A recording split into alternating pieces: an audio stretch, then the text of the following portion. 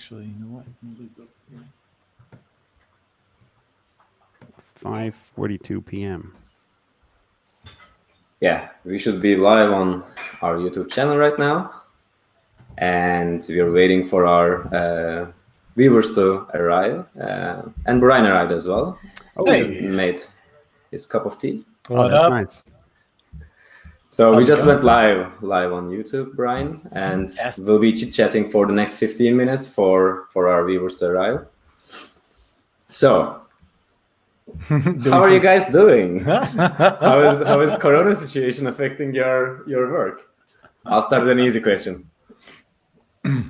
Wait, which one? How's it going? Work. Yeah. Nice. Yeah, so who's the first one? Who's the brave one to start answering? Yeah. It's going to be you, Brian. Well, okay, fine. I'm actually kind of fortunate, to be honest, and I'm very grateful that the client that I've been working with since January is still willing to work with me. So my contract was extended despite of Corona, and our work continues, which I'm very happy about. So yeah, thank you. Yeah, Thanking the universe. yeah, for sure, Important. absolutely. How about you, Matthias? Yeah, so since I work at the university, everything continues strongly. And we had this 1 week that was, so there was this Thursday evening when there were all these emails going through, and at some point there was this authority email coming through the chute that said, all right, no more education for, 6 working days. That's the moment to move everything online. So, well, good news was, we had a week. The bad news was we had a week. And we had to basically move all the education online to the best extent possible. And then also all the future education. And then after that week was done, everyone was like, okay, now you're ready, go. And everything went through. So all the hands-on exercises that we're usually doing, all the coaching moments and so on, everything was online. And of course we went through like a huge churn of tools, and basically our ICT department, I think they did night shifts all the time to make, I don't know how many thousands of people go online. I mean, it's same in any kind of big organization. Wow. And people went through these experience moments of, okay, can we use Jitsi? People begging for Zoom accounts. And well, we all know that has certain problems. And at some point there was also another authority email saying, no Zoom, don't ask for it, it will not be granted. And so all these kind of things happened. And now we're in the last part of the full academic year. So new courses have started, and of course everything online.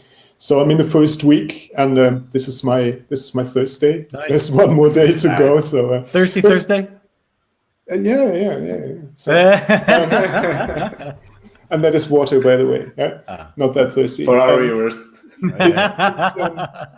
It's taxing, but I think everybody is holding up. So I'm really happy for the current situation that it goes so well. Yeah. Next one. Nice to hear. Your turn, Jost. So how did Corona influence my situation? Yeah, just how are you doing these days? How am I doing these days? And did Corona change your mood, your work? Yeah. How I'm doing depends on the day, but today I'm doing good. And Corona actually, it did change a couple of things. How could it not, I guess? But it's actually, for me, it's quite exciting times since I started a new partnership a couple of weeks ago, which would start anyhow, but then it just happened to be around the first week where people started to work from home, and the whole kind of, I think a lot of people got scared that they have to now run their companies from home, right? And we kind of, or our intentions was already to help people kind of find new solutions to business problems. And then a lot of people got kind of the same problem. So we kind of developed this workshop. We call it Never Waste a Crisis workshop, because we also think that these crises, like there's one like we had before in our modern times.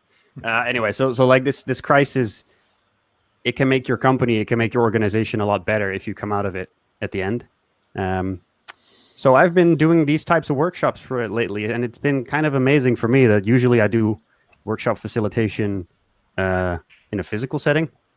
I also coach at Eindhoven University of Technology, also physical, but now I'm making money out of my desk chair, which is very exciting because I basically grew up in a desk chair as a gamer. So this is all. I mean, to me, I really hope that this time is also a time that we come out of better as humanity. You sound almost like one of those advertisements, like I'm Yost and I made $1 million from my desk chair. You can too. Now. Yeah. Follow this system. Yeah, exactly. Cool. Yeah, so yeah, it's been good. For our Congratulations. viewers, congratulations. For our viewers, we were just chit-chatting and waiting for the rest of the viewers to arrive until 6:15. So at 6:15, we'll be focusing more on design education. But before that, I have a few surprise questions for the guys. I have a surprise question for you, actually. Ooh, okay. What are you doing? Because it's not a gotcha question or anything. So Matthias mentioned that the Zoom is very problematic, and we're using Jitsi now to stream through to YouTube. So it would be cool if you could explain your decision process for choosing that. Nice. Yes. Oh, good one. It was a surprise question indeed. We were actually thinking about different tooling options and seeing also how we can involve the community. Because that's a very important part of what we are doing, because we are doing all this for our members. So the idea was that we want to involve the community, but we don't necessarily need to involve them through microphone, audio, and video, because that could mean that we would run more risks of having a lot of people like concurrently in the same call. So that would also require a bit more facilitation from our side to make sure that all of the microphones are muted, etc. So we said it would be probably a good idea to come up with a solution where we host the chat in a more lightweight manner with less people joining, and stream it on YouTube, which is this is going to be the first event that we're going to stream on our YouTube channel, which we opened recently. And that also allowed us to access the videos afterwards. So then, actually, I was talking to a friend about this choice recently, and if you don't record your webinar or your online event and put it online, the people who arrive afterwards, you're basically missing out on around like 60% of traffic, because a lot of people cannot make it on time. And they still want to visit that webinar or watch that video afterwards. So we believe that it's also going to be valuable content for us in future. That's funny. I had that with the press conference from Mark Rutte the other day too. I dialed in too late. Okay. Did you have a chance to basically catch up with the content afterwards, or? Yeah. So I mean, I started it. I just started it late, so okay. I got to watch it, but then out of sync. Okay. Was this what you were referring to, Brian, when you asked this question about Jitsi? No, Matthias mentioned earlier that Zoom is problematic. What did you mean by that, actually?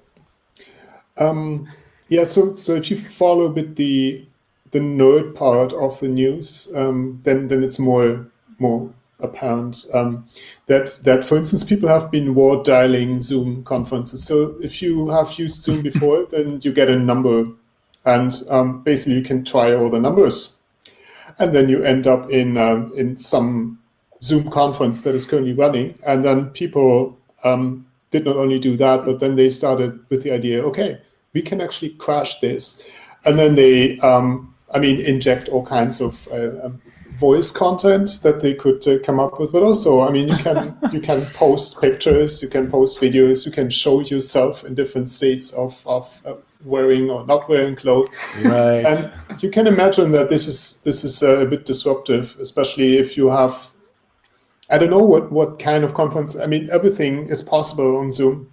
It could be business conferences. It could be anything spiritual, medical. So this can be very disturbing. So that's one thing.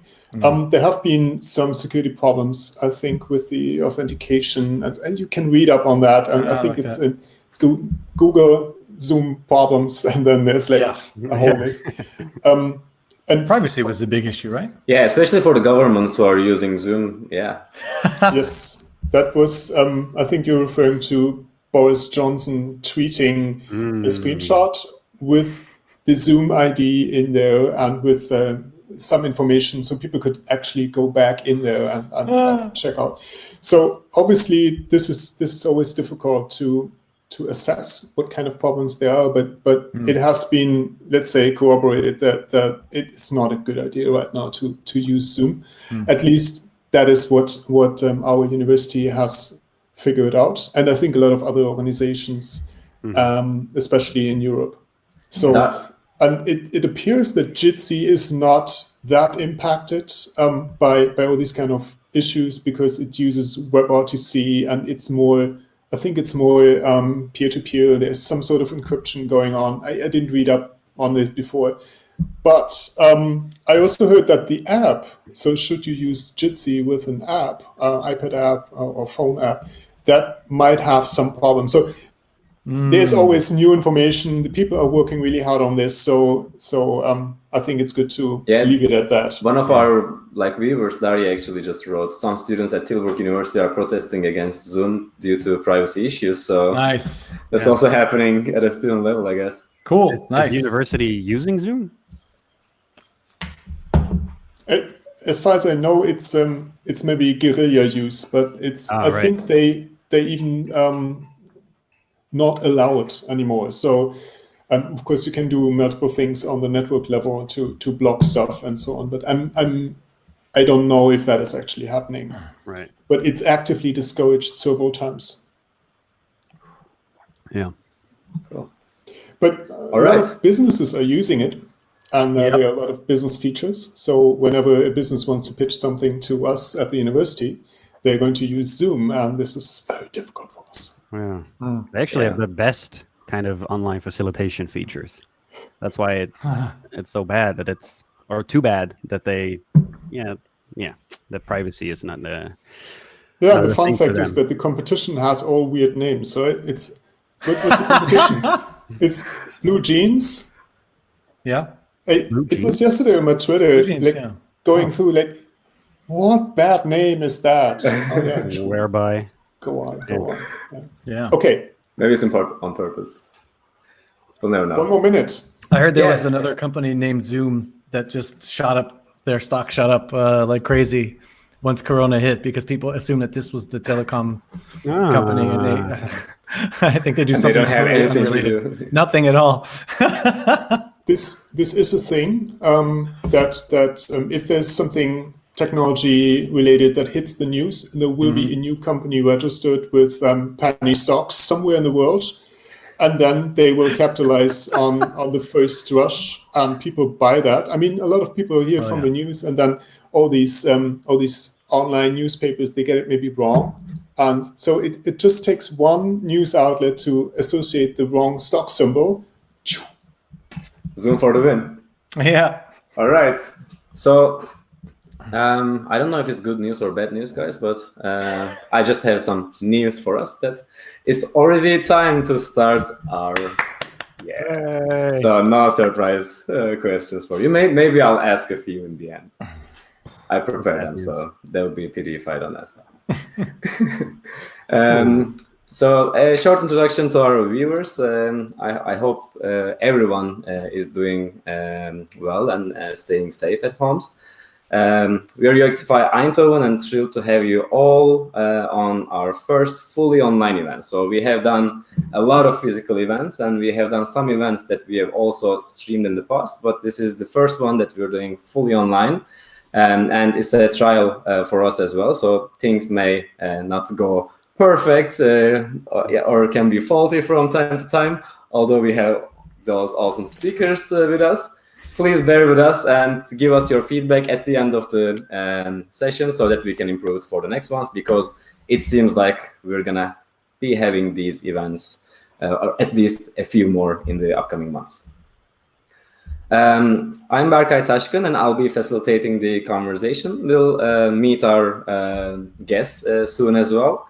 And we'll be involving you guys through the YouTube chat. So please use it actively to react to our conversation. If you want to add and contribute, please do so during via the YouTube chat. So yeah, let's try how this interaction is gonna work for us. We have sent out our first monthly newsletter in April, so a few weeks ago, and that was amazing content created by our co-organizers, Kelly, Sarah, Kiara, and me. Thank you, Brian. Thank you. And this is just the beginning. So what we want to do with this newsletter is that you guys become the contributors of it. There have been like sections like the app of the month or the quote of the month, etc. So if you have any ideas that you would like us to communicate with the rest of the community, please reach us out either on our meetup page or UXify Meetup Eindhoven @gmail.com. So we can basically highlight your content there. Rock and roll. Cool.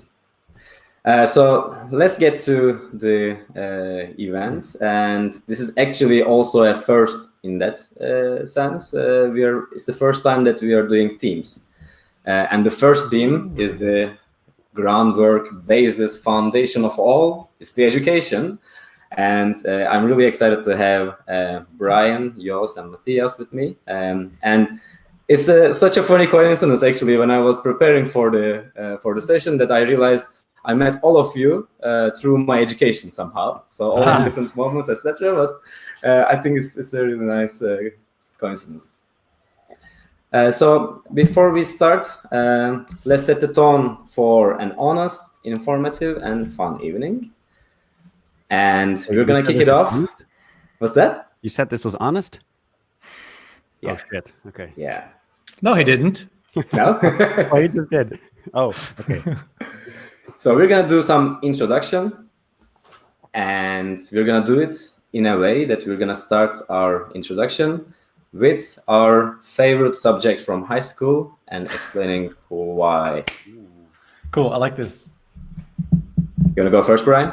Yeah, my favorite subject in high school is English because we got to do plays and we got to read Shakespeare and stuff and like act it out in class, which transitioned into me going into drama club and becoming an actor. So yeah, great question. I love it. Shout out to Mrs. Camphor if you're watching. Probably not, but you did a great thing. Thanks. And a bit of an intro about yourself. I'm Brian Pagan, the founder and design coach and UX consultant at The Greatness Studio. And I love drinking yerba mate tea. And so my education-wise, I did the USI program, User System Interaction Program at the TU Eindhoven. And I think the TU Eindhoven is the thing that connects all of us, the one ring that rules of us all. Yeah. And now I'm a freelance UX consultant at the moment, working with ING on a cool KYC web app. So that's me in a nutshell. Sounds so cool when you say ING. ING. Not anymore. No, I just messed it up, didn't I? Yeah. Cool. You wanna go ahead, Jos? Yeah, I was thinking about this. It's very tricky. English. I liked English a lot, but I think my most favorite one was it's called CKV in Dutch. It's like a cultural and arty kind of thing. Basically, it was arts and crafts kind of. And I developed some digital Photoshop skills early on. So I used these classes to do Photoshop and After Effects. So I made like these little, basically like I did CGI. Nice. A little bit, or VFX actually. I don't know which one is which. Basically, when I was 16, I made a short called Saving Private Bubble, that made everyone laugh, and that was my I think that was my favorite class. That's a highlight from your childhood. It's one of the highlights. Yeah, one of the highlights. Do you still have it? lightsabers and explosions and Do you still have it? Ryan asks. Sorry? Do you Do you still still have it? it? Yeah, you can find it on YouTube, I think, somewhere. Oh. I was gonna say, can you show us? Show notes. Put that in the link. Yeah, please. I don't know. It's on YouTube somewhere, but you can't find it by typing "Saving Private Bubble." Anyway, Somewhere it's difficult. YouTube is fine. big. Yeah. It's fine. Okay. We Hidden can search. somewhere. And Matthias, what was your favorite subject? My screensaver just went on, but I'm back. All right, high school. I went to high school in Germany, and I had really trouble now picking the right thing. So I think the most amazing teacher was in English. We had a person there who was cool in the truest sense, and showed us amazing literature. Forced us to talk about it in our bad Germanic English that moment. And then I thought maybe it was music, because I really love music. I've been in musical training for ages, playing the drums and so on. So that was really fun. And then I thought I learned the most in our religion class. And why is that? We had this teacher who had to teach basically the whole back of our Protestant minority, because it was a Catholic high school. And he came up with an amazing class that was super, super, super conceptual. So we learned about these symbols and symbolism in all the religious literature, and it was concepts from bottom to top. And I think I remind myself most of that. It was really formative in a way. And who am I now? Robert Langdon. Weird star. So I'm the one of us four who is contractually bound mostly to the Eindhoven University of Technology, because I work there as an associate professor right now. And I work in a research group called The Future Every Day in the Industrial Design Department. And my job is to do design education, at least to 40%. It's a chunk, it's substantial, it's taxing, especially nowadays, but it's really the most fun job I've ever had and the best place to do this right now. So that sets the tone for me. Nice. Back to you. That's great to hear. Brings back all the industrial design memories from TU. All right, so let's kick it off with the design education topic, and I want to give it a start with a definition of design education. It is about problem solving. Question mark. Design education is learning how to apply practical methods, prior knowledge, and natural talent to solve new problems. How do you guys see design education, and what are the most useful and least useful learnings you had from your studies? Lots of questions, man. Gotta choose one. We can start with what's design education, but what I want to do is keep the conceptual parts and the talk a bit, short, so we can dive deep into more practical stuff, so that everyone can make use of our tips and tricks, rather than trying to come up with the perfect design education definition here. Yeah. So I can start if you want. I never studied design, so I studied computer science actually, and I did a hop into electrical engineering for my PhD, and then I landed in industrial design. So I actually never studied it, and still I'm studying it right now. So I'm learning every single day, and that makes it so fascinating for me. Now the people who are formally educated, go ahead. Joost, I'm curious to hear your take on this. What specifically? Berkay's question. Oh. And your answer to it. Oh, okay. Yeah. Right. This. Okay. Yeah. I mean,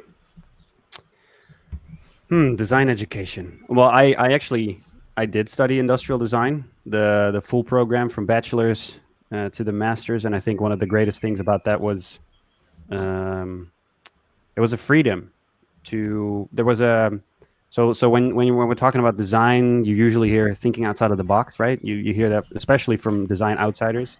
And I love that industrial design And Post-its. and Post-its. Yeah. Okay. So so industrial design here at the University of Technology Eindhoven, they taught you to be free, but also there was some box, right? So there was some box that they call industrial design. I don't agree with the title, but that's fine. It was just, so when you start in the bachelor, when I started in the bachelor's, you got to choose your project. So you got to decide which actual problem kind of you wanted to focus on, right? And then you chose your assignments, which are classes that you chose, and you would interweave those into your project. So there was a lot of practice, there was a lot of theory, but that was put into practice immediately. And I think that's one of the greatest things about basically the old days of industrial design of the faculty.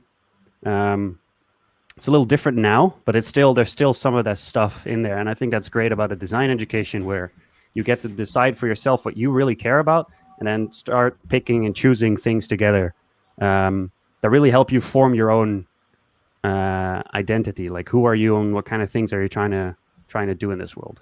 That was a cool one. It's beautifully said. Yeah. Do you have anything else to add, Brian, or do you fully agree with what you also said? Well, I mean, as Joost pointed out, there's quite a bit to unpack in the question itself. And so for me, it becomes almost like if we wanted to make a framework. So to piggyback off of what Joost said, it's like you need to create a box so you can jump outside of it later on. And so if we create a framework, let's say, for answering I think the intent, so reading between the lines of the question and thinking about what's the intent of what we're trying to discuss with this session, it's like, how should we be educating designers or people that will work in design in the future versus how has it been going on in the past? Mm-hmm. And I think, yeah, I have a biased opinion on it, just because I come from a psychology background. And I came into design via psychology and a little bit via computer sciences. So for me, the craft of design has mostly to do, well, not necessarily the craft of it, but like the way that we execute the craft has a lot to do with applied psychology. And this is something that I feel that TU Eindhoven did really well, especially the UZI program, because it took behavioral scientists and computer scientists and they brought us together, sort of homogenized in the beginning to teach each other what the other one was an expert in, and then like let us loose on practical projects and problems, also like the way that Joost mentioned it. And I haven't been at TU for many years, so I'd love to hear from both Joost and Matthias, like what things are like now. And That's a lie, Brian. You've been at the library. Wow, I haven't studied there. Like, okay. I haven't been part of the education, so I'd love to hear from you and Matthias, like what's it like there now, and how would you maybe like to change that? Like, you know what I mean? Yeah, maybe a quick explanation for the people watching this and who don't know the acronyms that we're using. So Industrial Design Eindhoven, that's a subject or major program in the technical university. And Joost was referring to his experiences in the bachelor and in the master. And Brian was referring to his experience in the post-master professional doctorate program that is called User System Interaction, and that we've been running for 15 years, maybe, something like that. So it's quite a long-running program that is a 2-year program, I think. And So one thing I wanted to comment on here was actually the starting point of the question. So it's about solving problems, is it? And I think one thing that we have quite a strong opinion about is that it's maybe not about solving a problem, especially not in the engineering sense that a business comes up with a problem or marketing comes up with a problem, and then and sadly you see in companies, then there's an engineering team and they build something, and then they give it to the designers, and the designers need to make it beautiful and put a gradient on it and make it really slick, and these buttons, the pixels and so on. Yeah? And that's not what we're talking about at all. I mean, that's not even problem solving. That's just glitter. Yeah. So I think what we are aiming for, and I think this is also for this conversation, to bring people together from different time planes of design education is actually that design is so much more, and it's actually not about solving a problem to the spec, but looking at the problem and looking again at the problem, because the problem is not something that is fixed. I mean, you can make yourself think and fool yourself by thinking, okay, this is the problem, I'm going to solve it, but actually the problem is moving all the time. The businesses are moving, everything is moving so fast at this moment because of globalized streams of value, chains interconnecting, data being part of design now, that it does not work to solve the problem.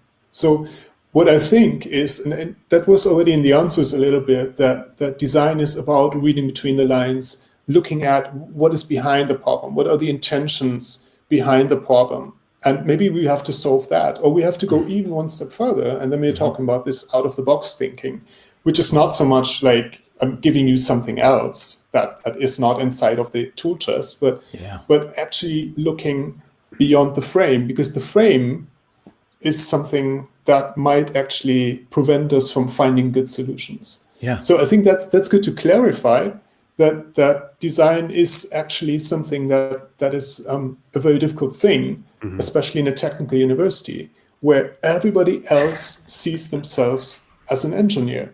And engineers with a very proud history and a lot of a track record and a lot of tools how to do amazing things. I mean, we see that in the Eindhoven region. It's an engineering region. There's so much wealth generated by engineering. So and then design is really art, because we have different processes, we have different ways to talk about stuff, we have different ways to conceptualize stuff, and that makes it very challenging. And now maybe, and then I stop. So now to come back to Brian's question. So how is design education now? Well, we started from a lot of freedom. So I started in 2011. I'm sort of a half timer. So the whole faculty is about 20 years old now. And when I started, there was a lot more freedom in how we would approach education, how much time we would spend with the students, and how deep we could go into certain topics and design journeys. And that has changed, because we have to also adapt to the rest of the university and to make things work with courses, with them interdisciplinary, cross-disciplinary activities. So it requires a lot of adjusting from both sides. And that is the challenge. Sounds like it. Do you mind if I try to synthesize a little bit the discussion into an answer for your original question? What is design think, or what design education? Please. Yeah. So based on what everyone's been saying up to now, and sort of my own experience, I feel like design, if we say that design is a process of methodically asking the right questions, investigating answers to those questions, and then coming up with new questions iteratively over time, then design education is just learning the methods and processes of doing that. Is that something we can take as a high level kind of starting point? Is that useful at all? I think it is. And I was also connecting it with the design thinking, because maybe it's less about the title of having a designer or being a designer, but it's more about this mindset. And of course, if you're from the design education, if you have that background, then you're a bit more familiar with the tools and processes that you learn at school. But it can be basically taught and applied to anyone else, because it's basically the way to look at things and basically having the right tools to solve this problem, right? It's basically a simplified scientific method, really, the way I see it. Maybe not even simplified, maybe more complex even, because many scientific studies and experiments have actually a very simple process, and so there's a challenge, a problem that you want to solve, and then you have an hypothesis or multiple, and you form a way to answer this question, right? Yeah. And then you bring the answer and then argue for your answer and how you do that, and then that's your paper. Write it up, summary, conclusion, and then you go. Boom. But I think design is probably more complex than that, and maybe also less satisfying if you're just looking for that one answer, and then the designer comes and say, well, there is a whole universe of answers. Yeah. Yeah. My most frequently used answer to questions is it depends. Whoa.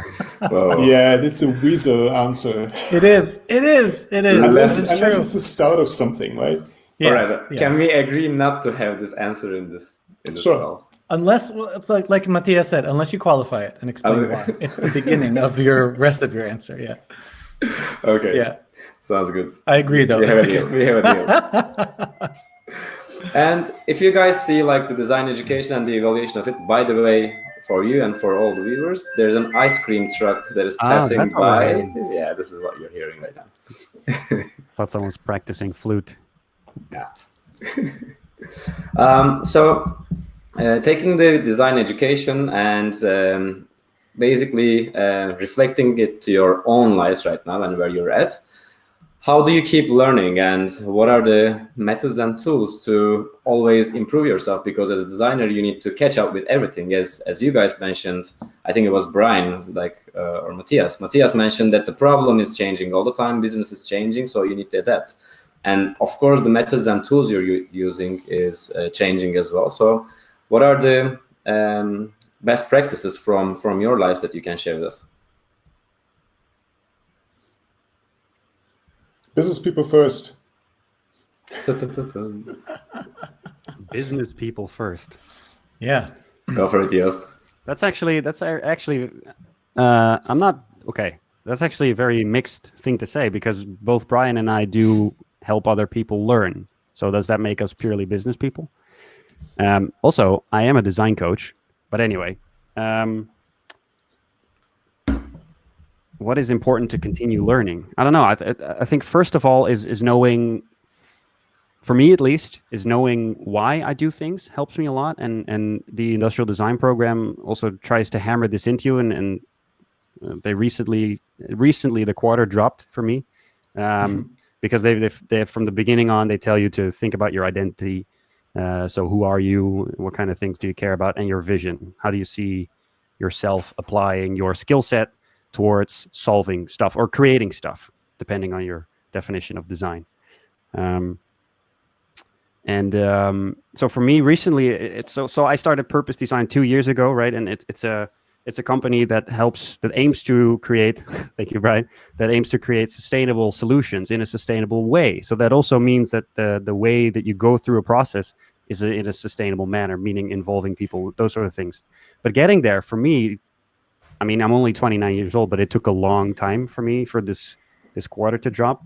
And now I feel way more confident talking about why I do stuff, because I really do care about keeping this planet or creating a better world, so to say, where we're all happy and where it's way more sustainable than it is now. So for me, continuing to learn is knowing what you really care about, and knowing why you do those things. And then you can do, I guess I did it just looking back at all the things that I've already been doing throughout my whole life. So I've already been reading a lot of books on design leadership, on creative methods, those sort of things. But as I'm talking, I'm also realizing that there's already something in there, right? It's what can you do? You can force yourself, or you can just see what you're doing automatically and try and do more of that as well. It's a little mixture there, I guess. It's interesting that you say that. You triggered me on something else about the sort of the improvisational nature of design craft, and even like just the craft of creation or creative process. It works most of the time best if we can both have maybe a structure within which we can work, but then like within those boundaries, being able to listen to the problem space and sort of move and flex around with an adaptive to like go along with that improvisationally almost. You're doing a lot of like stuff related to theater, drama, and giving like classes on how to use empathy. So how would you see the role of empathy in design practice and design learning? And do you think empathy is something that designers should or have to learn? No, empathy is completely unimportant. No one needs to know that. It's the worst, dumbest thing. Asking the wrong guy. You asked the wrong guy. Yeah. Well, I mean, you just mentioned it. I do have, of course, a bias toward empathy. I feel like, indeed, empathy is if we are first endeavoring to understand a problem space or understand a challenge or frame problems, explore things, and empathy is one of the ways that we can listen. It's one of the ways that we can open ourselves up and receive information. And just to dovetail this back into your earlier question about how do we keep learning, I feel like empathy is one of those ways that we can kind of keep that beginner's mind, in the sense that whenever we're exposed to other people or other viewpoints or other perspectives, like we're all joining together now, and we might not agree with each other on certain things, but approaching each other without judgment and trying to understand the perspective of each other, both on a cognitive level, but maybe an effective emotional level as well. I think that's how empathy helps us to continue learning, but also to stay curious, and because that curiosity is what fuels designers and creators in any sense, even if they're engineers or business people or anyone who creates anything for someone else, artists, whatever. And how are you feeding your curiosity? So is it the books for you? Is it the podcast?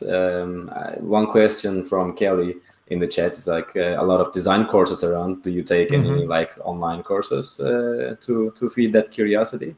Hey, Kelly, thanks for the question. I understand. Up to now, we've been answering this question in a very high level sort of ways, not necessarily a bad thing. Very practically, the way I continue, it's funny. So like Joost mentioned, coaching someone else and helping other people understand things is also educational for oneself, because it forces, at least in my case, it forces me to formulate things that I might know, like latent sort of it's stuff that I might be intuitively aware of. It forces me to bring those things back up to the surface so that I can explain them in a way that it can be transferred to someone else. That's one way. So coaching, creating online courses. So I've got a Skillshare class and a Udemy class. And as you mentioned, Berkay, I've given some workshops also with UXify in the past. Yeah. Which was fantastic, by the way. Anyone who's interested in doing workshops, do it with Berkay. It's super fun. That kind of thing. And just last thing I'll say, and then I'll stop talking, is as you also mentioned, I'm also an actor, and I try to look for inspiration and input from other areas. So as an actor, in the beginning, I didn't really think acting and design would have any overlap, but they've got so much overlap. I learned a lot of things. Like I would say 40 or 50% of the biggest inspiration that I've had in recent years around design has come from acting and actually the craft of being an actor and standing on stage, just because there's so much overlap with the creative process and empathy and connecting with other people and staying open and curious. So just looking for other things and gathering inspiration from different, like crazy sources is another way to keep learning. It's an unorthodox and maybe even more fun way, right? For sure. Yeah. Maybe a quick thing to add to that. I totally agree with Joost and Brian. Empathy is something that plays a huge role. I mean, from the first steps of design education, this is one of these things that everybody sort of steps into to be more empathetic. And of course, it's also something that you can look at as a tool, that you have to learn how to do that. And it's not just that you open all the filters and become super emotional and super close to people and listen and forget about yourself and forget about what your goal is. I mean, that happens a lot when people, the first time in their life, actually do this consciously, open all the stuff up and then follow, and then they get dragged away into something. So it's really something that you learn how to use and how to master in some sense, and how to also not use maybe. That at some situations you have to not listen because, for instance, a client is demanding crazy things. Yeah, that's one thing. But what also came through in what Brian said is that there's this directionality of empathy that you experience someone, you listen to someone, there's stuff coming in, curiosity, and so on. But there's also the other aspect. It's actually bidirectional. By explaining and coaching someone, explaining something to someone, you have to be extremely empathetic in understanding and framing for yourself how they would perceive what you just said in terms of knowledge, in terms of concept. And that helps you learn, helps you actually reformulate and explain things slightly differently. So learning is in every single, every small corner of our interactions. And you just need to be open to that. And then you will take a lot more from even your daily interactions with anybody, people you know for ages. And just by being empathetic and listening to how they might think about a certain issue and explaining it to them and talking to them, that helps a lot. Matthias, you're a guru. Yes. Every interaction is a learning experience. I totally agree. It's so like guru Buddhist. I love it. It's fantastic. Yeah, I have one like really practical advice that I have actually for being more empathetic. So apparently there's a way to meditate. This is, I think, called loving kind meditation. And what you can do is you meditate and you basically have the person that you want to empathize with, and you kind of like wish good things about that person, for that person, and which subconsciously creates a bond between you and that person. So I've been reading a lot of like books about emotional intelligence lately, and trying to move away a bit from this like G factor and having like one way of quantifying our intellectual qualities. And actually empathy seems to be the driving factor to determine emotional intelligence, how we control, how we react to our and other people's emotions. Wow. And meditation seems to be a very like suggested way of doing so. So basically every book I read about it, I've come across empathy and meditation. So maybe for some people who want to dive a bit more into it, that would be interesting. Can I say one thing to that? Oh, sorry. Yost actually raised his hand. My bad. I did? Oh, cool. Yeah, yes. It's Kaya. digitally. You Problems did of an digital. internet meetup. Who wants to speak? A bit delay.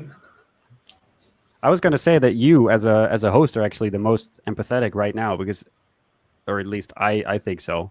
Like, because you're listening, you're looking for the moment to drop in, to ask a new question again, right? I'm guessing you have a lot of answers to these questions as well, right? But you're kind of staying back, leaning, let us talk. So that's Releasing ego. Yeah, exactly. Yeah, it's a pretty hard job that I think that you should get credit for. So Kudos. I'm enjoying it a lot. So Cool. Thank you very much. Let's take a question from one of our viewers, Shana DeLang. And I agree that storytelling is such a big part of design. Users' journeys and personas are like a little play. I love that. And then there is Martin Essenborg saying, "Go Yost" with a fire, but that I just wanted to mention. Go that. Yost! I'm a fan. Do you have anything to add on that, Brian? Because afterwards we're gonna get to the other skills of a designer. Yeah, for sure. Just really quickly. So storytelling, I see as to piggyback off what Matthias was saying earlier, it's like the other side of the empathy coin. So I see, like, let's say it's an emotional coin. Listening with emotion is empathy. Communicating with emotion or inspiring emotion in others is storytelling, or we can do that through storytelling. And I often, when I talk about design, also with clients, I talk about it in terms of when I want to have people to think a bit more broadly and think a bit more inspirationally, I talk about it in terms of writing a TV show or creating a TV show. And designers, I feel like, are the writers, and the actors and the actual set pieces are maybe the system that you're creating, and like engineers and people who actually build the thing are the actors who are putting it together. And if you have like a product owner or product manager or something, that would be like the director, for example.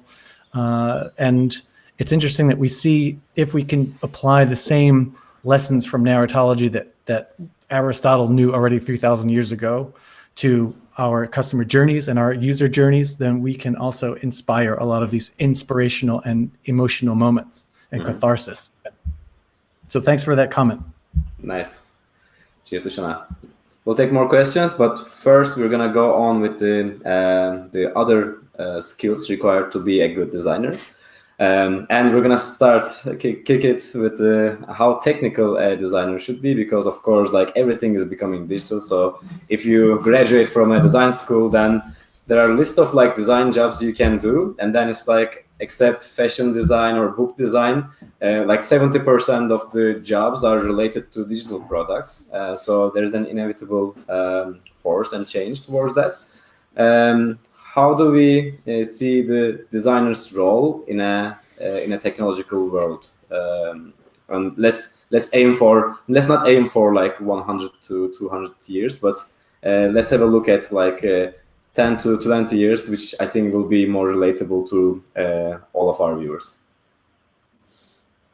I really want to know what you're thinking, Matthias. Same here. All right, we'll start from Matthias. I can start that, but it's my way of raising a hand over. No, I was just thinking, I would spontaneously say it's a supercharged role, because when things are becoming digital and things are becoming technological, of course there's a threshold to be taken. But these things are nowadays all so available. So if you want to read up on a topic, then well, YouTube is a click away. Material is a click away. There are courses for everything. People are giving courses. People are putting stuff online. So that is of course very, very interesting. But I think the question about how technical has a lot of facets. So I think it would be interesting to hear from the others. How would they define technical actually? Good one.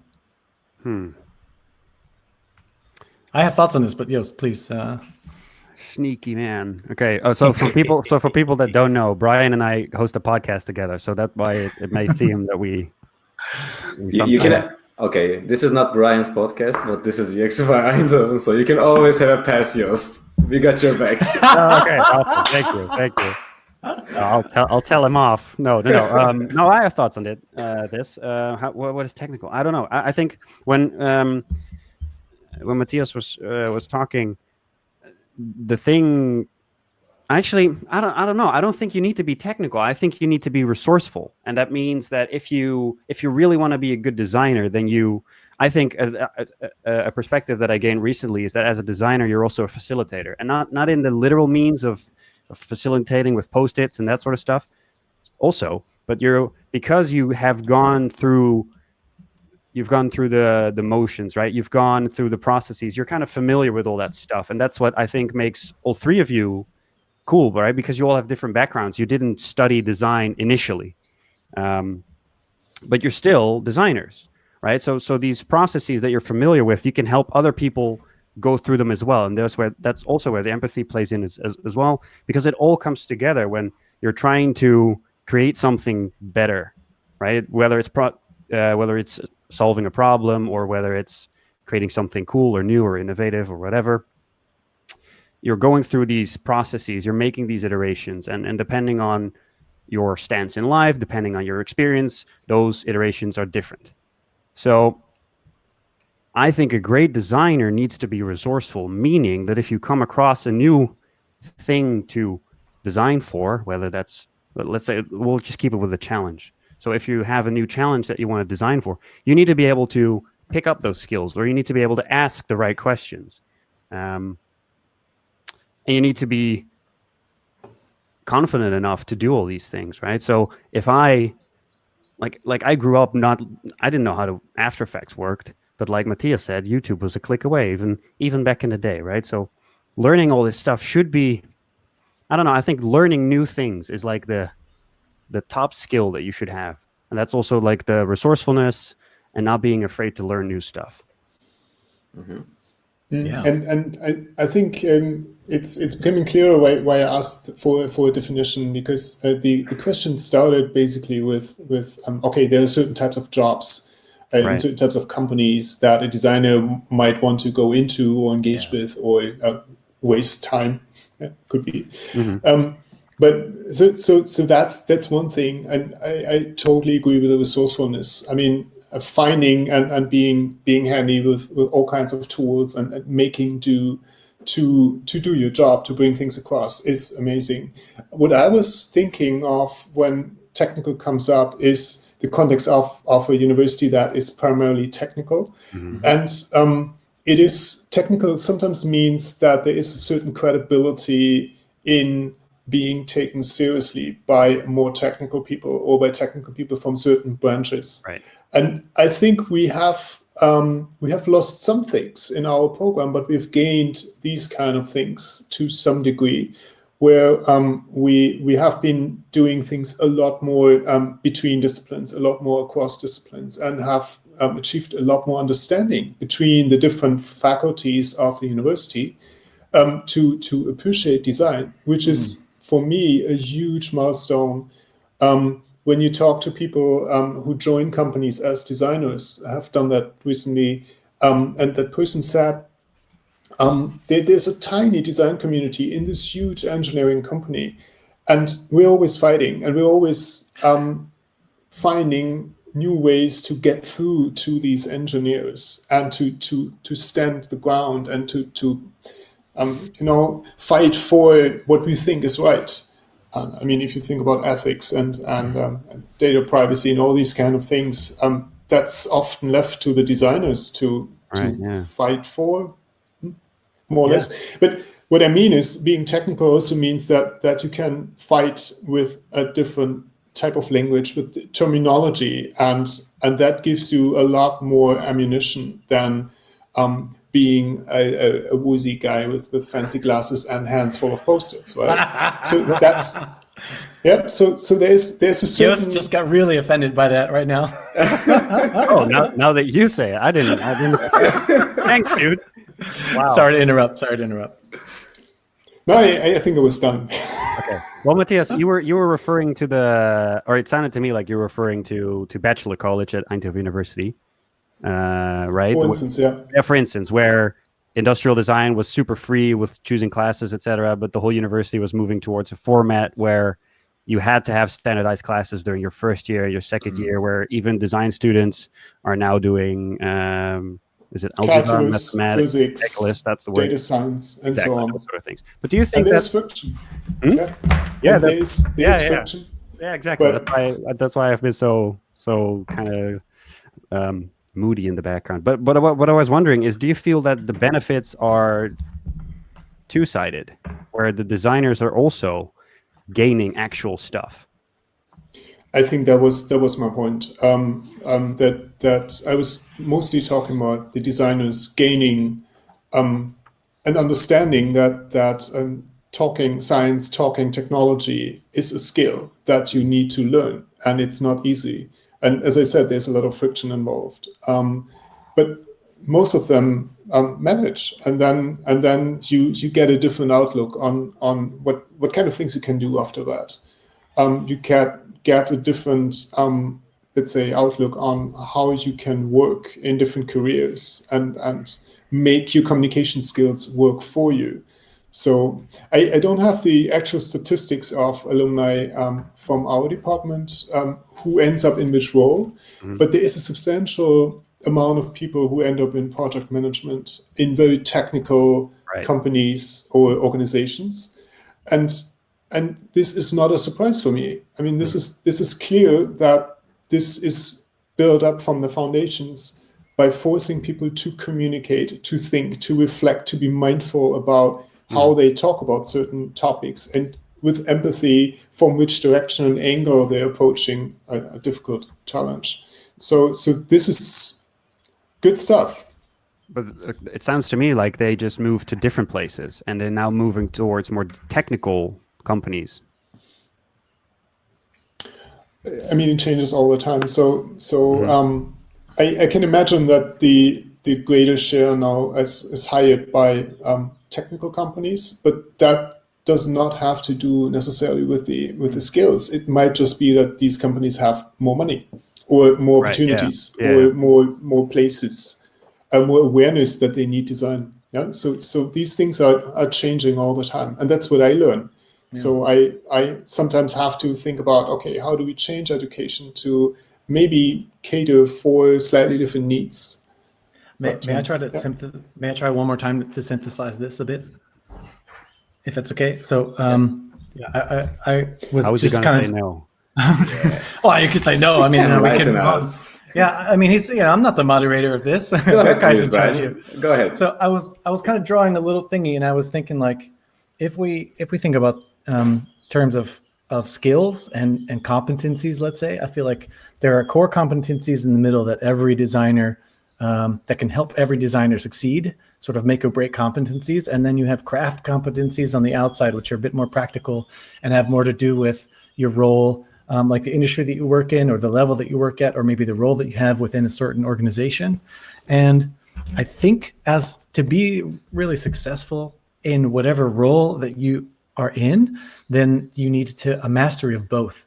And I think the phenomenon that Matthias mentioned a moment ago of designers working in project management roles is because like to apply this model, let's say, to that phenomenon, it would be that I feel like designers' core competencies have a very good and positive effect on roles like project management, and then people can learn new craft skills like how to manage stakeholders, or how to understand business, or how to articulate a value proposition of a product, for example. These are things that, for example, a graphic designer wouldn't need to know. But the graphic designer still needs the core skills like communication skills, and courage, empathy, that kind of stuff. Curiosity, the resourcefulness that you mentioned, Joost. But they need different craft skills. Like they need to understand maybe Sketch, or in that same job in a different company, they need to understand Photoshop. You know what I mean? So this is how I kind of see it. Like there's the inner wheel everyone needs to know, and those craft things that are separate. And it could even be if, like whoever designed this watch was doing stuff in 3D, you know what I mean? They have totally different craft skills than whoever is designing Jitsi or some digital product. And it's good to remember that also, like whatever shape the business is taking. So like depending on the demand there is from the business side, of course, that also shapes the supply from the university level, and the design education is being shaped to serve for these needs for the business as well. So there's kind of an organic circle, right?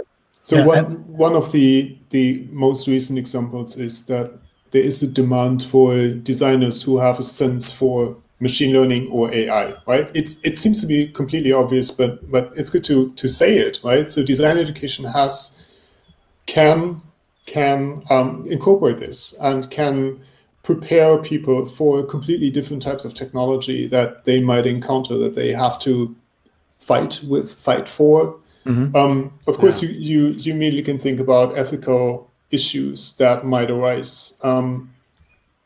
From personal opinion, I think these ethical issues arose 20 years ago when everything became digitized. So we're sort of late to that game, if that is a game, right? But it's a good example for how design education needs to change, and we do that all the time. So every time, every year, every semester, we think about, okay, should we have a new course on that, and then what needs to go? Yeah. And that brings me to a point that I also saw in what Brian said. There is a balance necessary, and this balance is getting harder and harder. The more you have experience and the more you can teach. And everybody at home experiences this balance. What to watch in Netflix today, to click on in YouTube, right?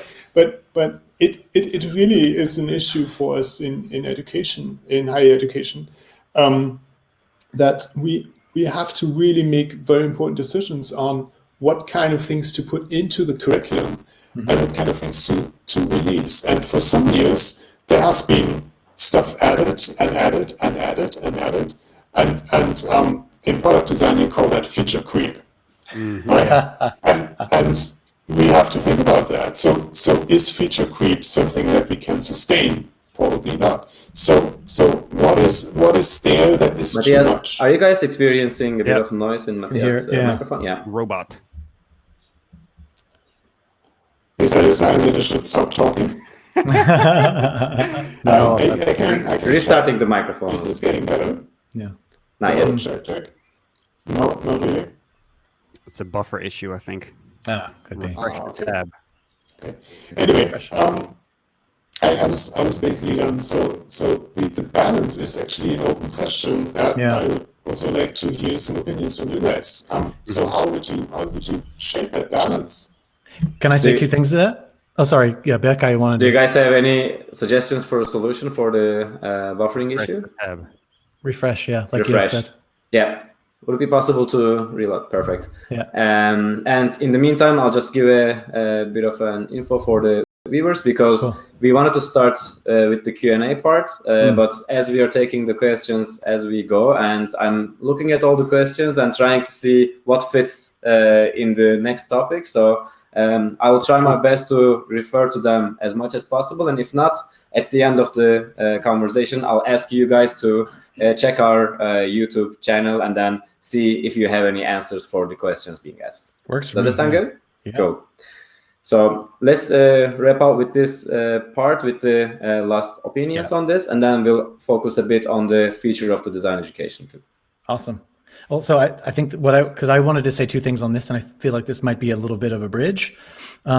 To piggyback off what Matthias said, ethics and design ethics and ethical things, that should be part of the core competencies. Absolutely. I think that every designer needs to be educated in ethics and understanding ethical things for themselves, how to ask questions and how to challenge what's being presented to them. And just to dovetail that into the balance part, I feel like the core competencies are the things that never change. The same things of empathy and communication that we would, or ethics that would be educated 30 years ago would be as relevant and as interesting for designers as 30 years from now. And the craft things are the ones that change. I remember I took a club when I was at the TU and doing Uzi, we did a thing for making Flash games. Flash is no longer a thing at all, and now it's AI is the whole thing. Well, and, if only it wasn't.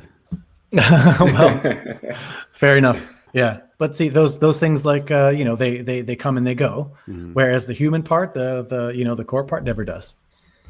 Yeah, and in that sense, actually, Matthias' comment on replacement of the lessons triggered me because at the universities in the traditional education, we are really used to like long-term learning. So the learning take like 3 months, 6 months, and once you start like working and in this like busy life, you basically have no time for that. So you're learning a lot of things, but you're either doing that by reading a book or taking short courses, etc.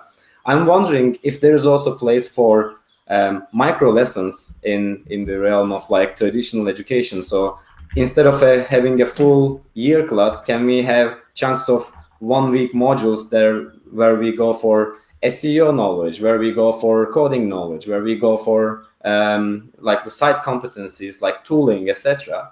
How do you guys think of this like long versus micro lesson idea? So instead of going to, so it will be instead of a long education. Yeah, so just thinking of the future of design education a bit, and we're always talking about the core competencies and then maybe skills to surround it with, right?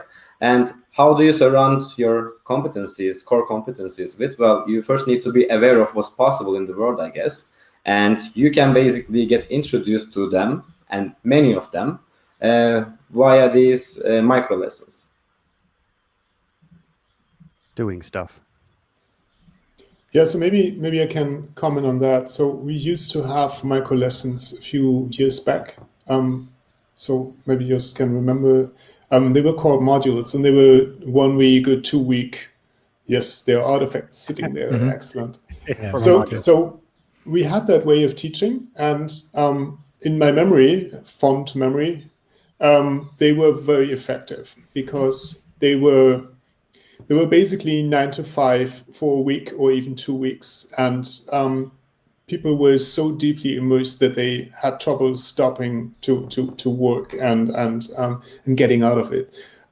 So when you are so deeply in learning and in the flow of learning and in groups and projects, you can make much more progress than I think what is happening in a more fragmented education model, where you have blocks of 2 hours or 3 hours, and then you shift, and then you shift, and then you shift, and then, oh, it's a Tuesday, then I first need to do that and that and that. So that is a completely different way of education, and the latter we have to comply with at this moment. So what I see is that there is a lot of churn in attention that we would not have in a different model. However, there are different other benefits. So what we try to do right now is we try to do half-day, one-day workshops on specific days of the week where there's less noise, let's say.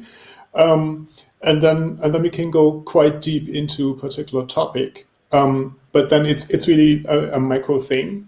And the problem is then it requires a lot of planning, a lot of dedication from the lecturers, but also from the students to actually pull that through.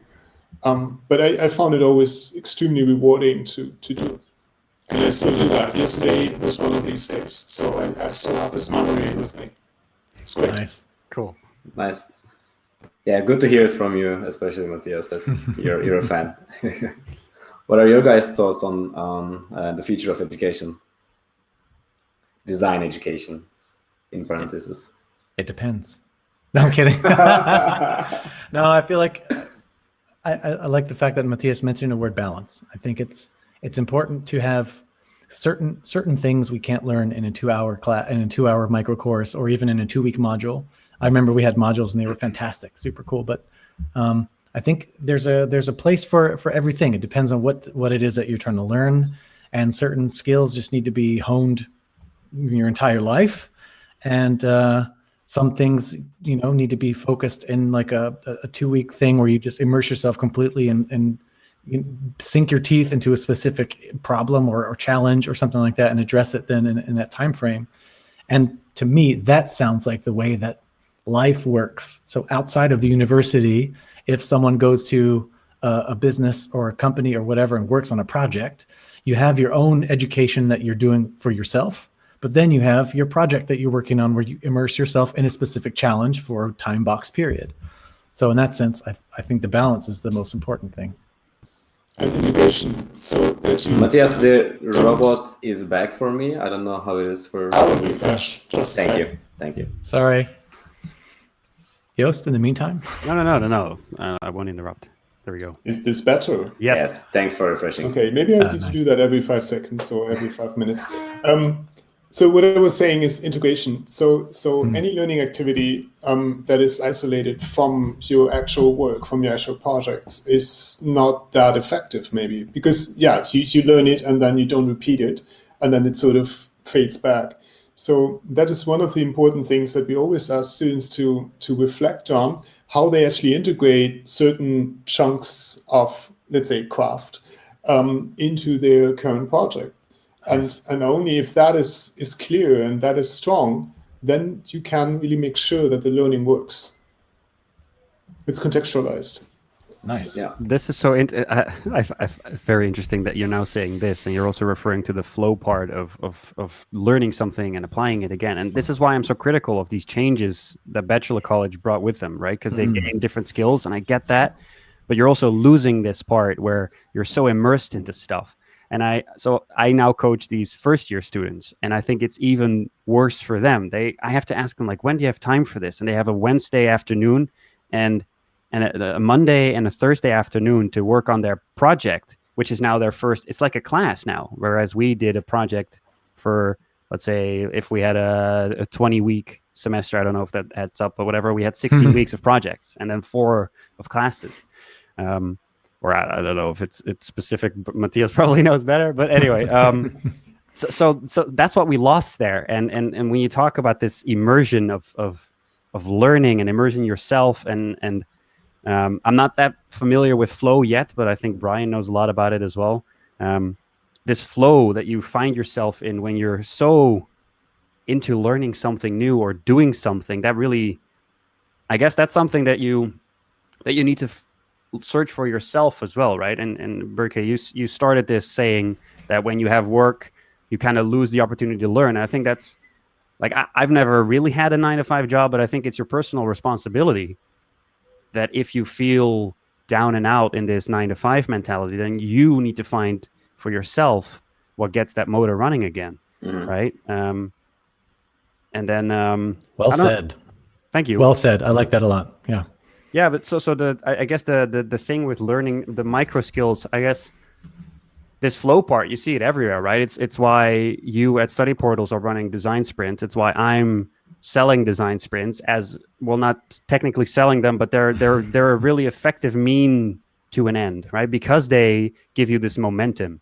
So for people that aren't familiar with design sprints, you go within a week, even 4 days, from a problem statement to a tested solution. It doesn't have to be a good solution, but at least you're learning a lot from that 4th day where you're testing it with real users, right? And the idea of this is that you build this momentum of going from one day to the other one with effective exercises, so that you're really immersing yourself into the whole context of the thing that you're working with, and then you come out with like complete inspiration and creative energy, so that you can keep moving. Yeah. Do you guys want to add on this? Anything to add, or?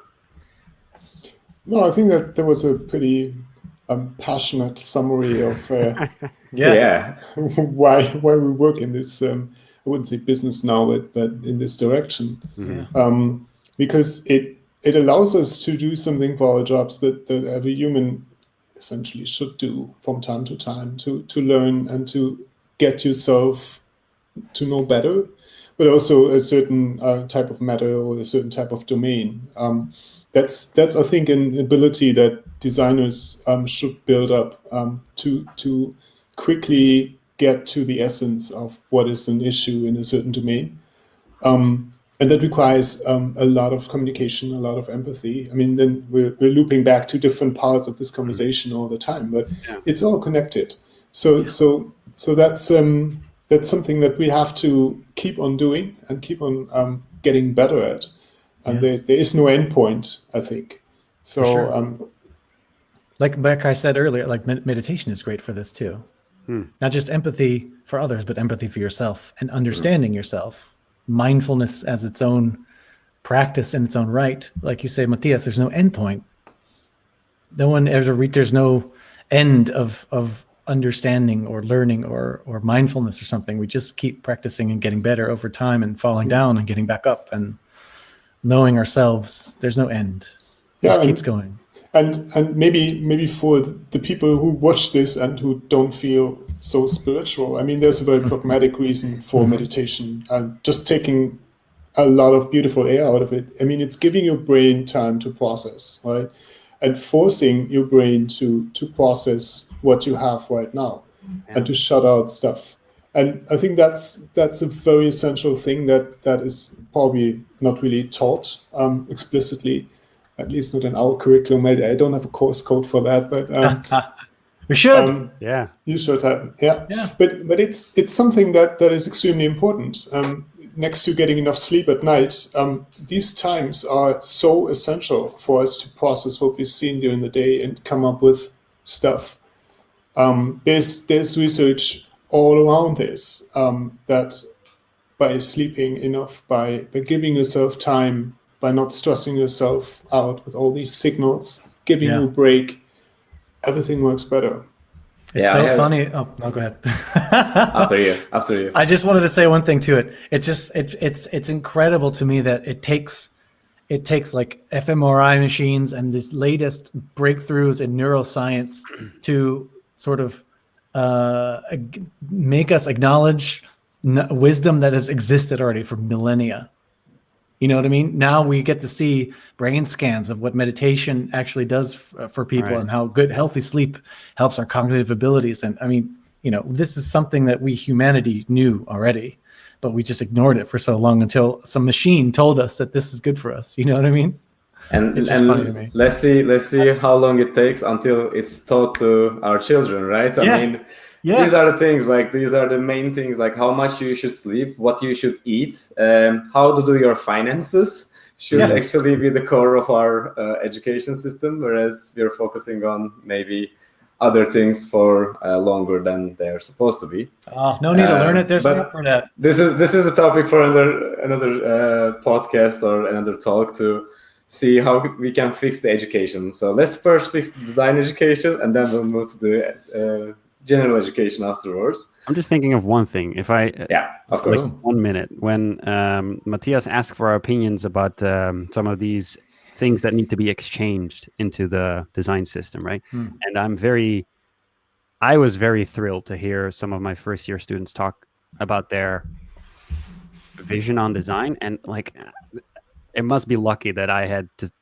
these very in-depth conversations with 10 of them, and I think 7 of them mentioned that they want to do stuff sustainably. And I didn't hear that when I was studying, right? No one. And this is I graduated 4 years ago. No one was talking about sustainability. And now all these students are talking about sustainability. And I think that's marvelous. So if we're talking about some of the stuff that needs to be swapped in for now, then I think sustainability, doing stuff sustainably is a very, very big thing right now.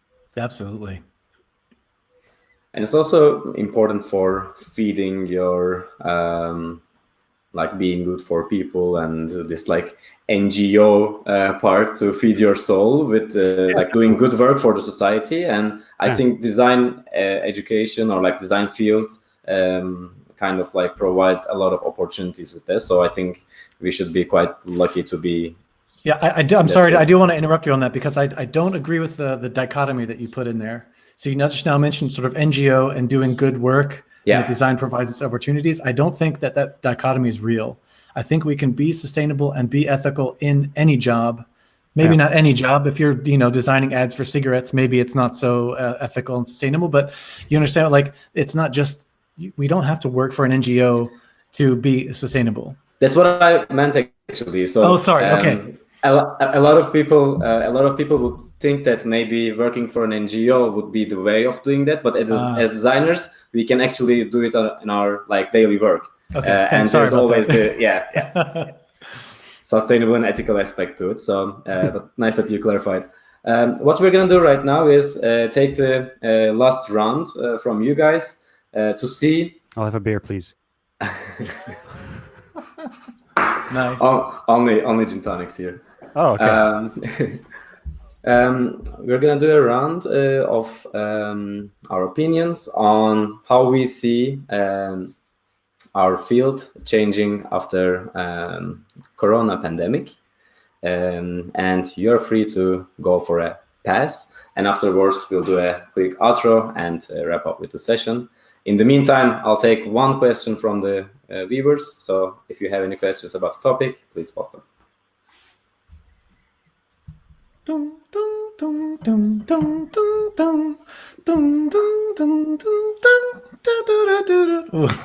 for the jingle. Are we waiting for a question, or are we waiting for people to answer for ourselves? We're waiting for the people to answer. So okay. That was I think something that maybe Matthias wanted to discuss. So should we start from here? Yeah, I put it up as a question before we started. So of course it can be a very operational question. So which courses should we offer in 2 years? Very simple. But I also think now with this special situation of which nobody knows how long it will take. It might be over in the summer. It might be over in the summer next year, or in a few summers, or never. So there's a lot to think about, and it's very difficult to predict. And I think I would have a more disappointing answer in the sense of, hey, what's new, what's fresh. I think we would keep on doing what we're doing and maybe adapting a little bit. But what we see currently at the university is that there's a lot more appreciation for design skills also from other studies. So Of course, they had to find a better label than design for it. So it's maybe 21st century skills. And these kind of things are growing into other programs. So what we see in the predictions or in the strategies for the next, let's say, 5-10 years, is that there will be a new type of engineer coming out that has certain traits of what we have been praising in this conversation, and that is interesting. So my comment here would not necessarily be just about design, but also about other disciplines that are now being educated.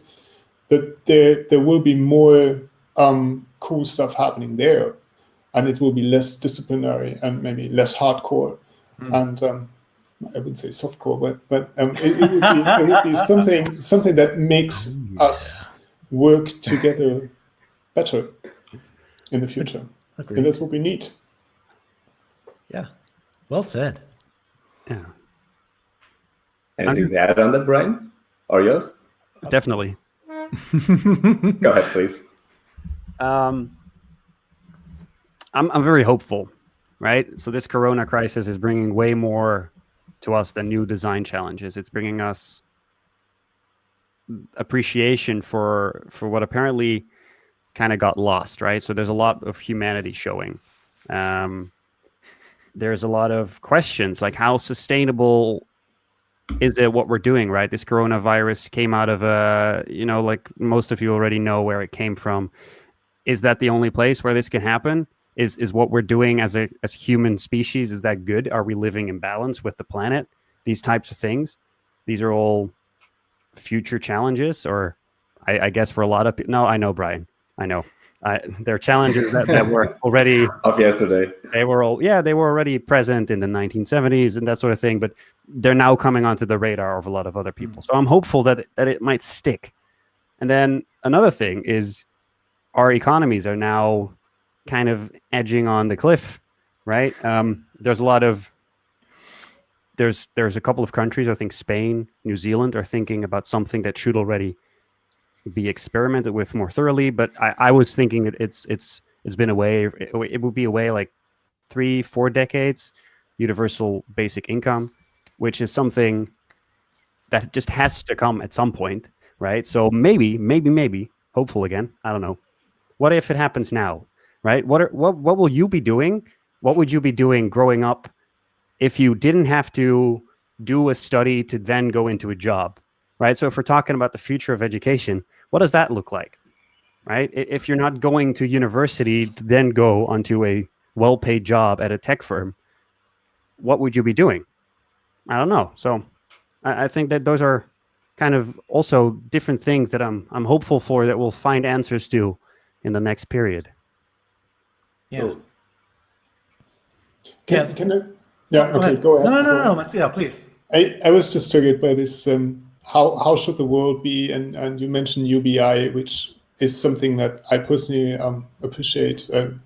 If it would come through, I would appreciate. But the thing is that it feels to me almost like this designerly armchair question. So how deep should the cuts be right now that we apply to our economies, to our ways of living, to our democracies sometimes? Yeah. So how much surveillance do we want? How do we weigh these things and so on? So and I find that interesting, but also a very risky enterprise to just say, oh yeah, why don't we turn it all around? Because knowing that everything is so connected and everything has an implication, I feel immediately the goosebumps coming in a negative way.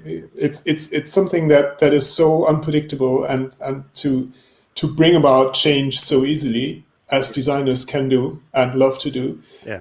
I feel a little bit anxious about that. So I think there is a lot of value in exploring what can we do. And it's great that some countries are experimenting and doing things temporarily. And I mean, some countries, like my home country in Germany, they are now painting bicycle lanes in yellow color just to try, Exactly. just to try. Yeah. Some other countries are financing UBI. in Spain and New Zealand. I mean, these things will be interesting lessons to be learned from. So I do appreciate that, but we need to be careful. Yeah.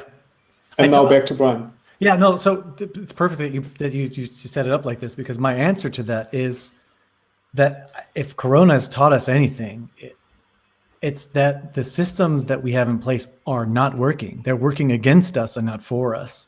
So Jared Spool says that everyone is a designer. I feel like everyone designs. We all create things. We all make stuff happen. But without the tools of design thinking, or like a little bit the methodologies that we've been talking about and the skills we've been talking about, then we tend to create things in a bad way, or in an exploitative way, or in a destructive way. So what I would love to see coming out of the Corona crisis is design applied to broader societal things, political design, business design, all these things. I would love to see design education turn these into actual disciplines where design thinking doesn't only shape the products and services that we use, but shapes also the world and the systems inside which we live. How amazing would it be if governments were designed from a holistic perspective to serve everyone?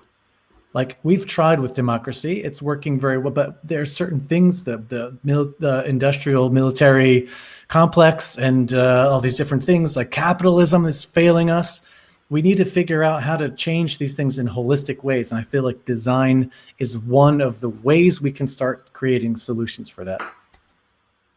Yeah, that's a lovely ending. Do you want to go and contribute more to that, Joost? We can do the last part. If you ask me to talk, I'll talk. That's it.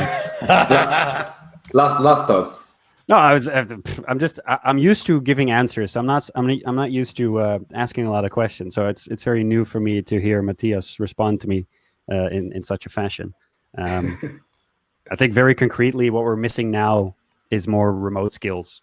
Everyone's thrown into the 21st century. That's something my dad said, and he holds his phone. I don't know. He has to put on glasses to read his phone with like these big letters.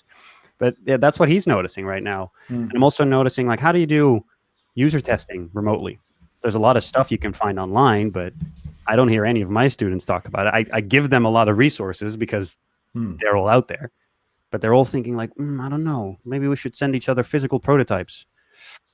I think those types of skills will be very concretely more present in the next semesters, years maybe to come. Yeah, and I think this time plays, and this way of working plays to the strength of certain people. So what I see is that it sort of equalizes, for instance, between introverts and extroverts.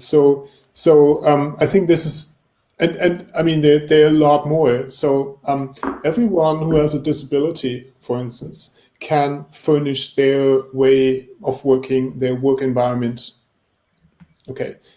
In some ways, to be more closer or more effective, and that is a great equalizer. I mean, it's not there yet, but I can see it already that it helps people to express themselves that you would not see expressing before, because they are somehow held back or limited by the normal way of working.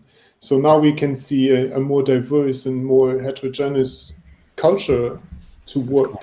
And of course we lose something, but I think we should definitely take this into account when redesigning work in 1 or 2 years. I don't know when. Yeah. Yes. We four men are the right people to talk about diversity. And definitely. I thought about it, and this is something to take into consideration for our next event for sure. Just a joke. Okay, one quick thing. So I do workshops, right? And I usually do that with like a ton of Post-its. I buy recycled Post-its, the ones from 3M, they're really good. Anyway, but now we're doing these things remotely, and I'm like, this is way more sustainable. This is cool. This is something that we should keep doing. Work remotely, work on a computer. Of course, there's physical stuff that we need to take care of, but I have a huge suitcase here with like thousands of Post-its. I don't need to buy new Post-its anymore. That's cool. Brian, sorry, but just as so At UXify Eindhoven, I'm actually one of the co-organizers, and I'm the only guy. So we have like 3 other ladies and more women. Yes! Power is here. Wait, so Berke, why isn't one of your co-organizers hosting this conversation? That's a good question. Ooh. Shots fired. Now we actually take turns month by month, and it happened to be my month to organize this. So I was the lucky one of the April month. So that's the only reason. Okay, I promise. I believe you. All right, guys. Thanks a lot for all your thoughts. I really enjoyed my first fully online event with you for UXify Eindhoven. We talked about a lot of things. So we talked about being a resourceful designer. We talked about the meaning and the description of definition of design education. Brian actually came up with this like awesome circle. Can you show it, Brian? I can afford it. Yeah, with like the core competencies, and then this. How did you name them? Like the side competencies? Craft competencies. Yeah, that basically shape you as a designer. And we also talked about like how empathy ethics can help you, and a few ways of doing like the meditation to increase your emotional intelligence. Yes, Zen moments for all of us. And we ended up with the coronavirus, and I think that was really cool to see also like what can be, or that's a really nice thought of thinking about the future of society and what the designer's role will be in the future society. So how can we shape it for better social interactions? How can we shape it for some more sustainable remote work? So these are all great points, and thanks a lot for being here with us. I hope you enjoyed it too. Dude. Thank you. Thank you. Thanks, gentlemen. I had a great time. Thanks a lot. No, I didn't mean that. Sorry. No, but thank you all. Yeah, that's what I wanted to say. What we're gonna do is also like thanking our viewers, of course. So thanks a lot for being with us and sharing your questions on the chat. I couldn't basically communicate all of them, but I invite all of you guys to check the video out and go through the questions. And if you have any questions, please take a few minutes to get back to our viewers. It'll be really cool for us. Yeah, how? Like in the chat, or is it on the UXify like meetup page or something? On the chat on YouTube channel. YouTube. Okay, got it. Yeah. Does that work after the live stream goes down? I hope so. Okay. If not, we're gonna post. If not, we're gonna post the questions into Meetup group, and then we can get the conversation going. Cool, absolutely. We'll find a solution. What we heard from the viewers, members, was also that we should do more online streams in these Corona pandemic times, and that was the first trial for us, and we hope it works. So we'll be sharing a survey. Please answer this and help us improve. And we'll keep doing that as the social distancing will be with us for the next months. Physical distancing. Yeah. Physical distancing. Yeah. Not social distancing. Thank you.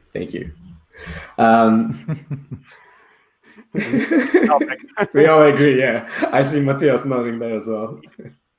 And please keep getting involved. So if you have any ideas, what kind of like formats we could have, what kind of speakers we could have, because it basically broadened our possibilities by going online. Please let us know, either through our meetup page or UXify Meetup Eindhoven @gmail.com. I'll be sharing the survey in the chat right now and also on the meetup page. So please answer that and have an awesome evening, all. You too. Yeah. Thanks. Awesome. Thank you. Thank you. Cheers, guys. Cheers. Peace and love. Bye.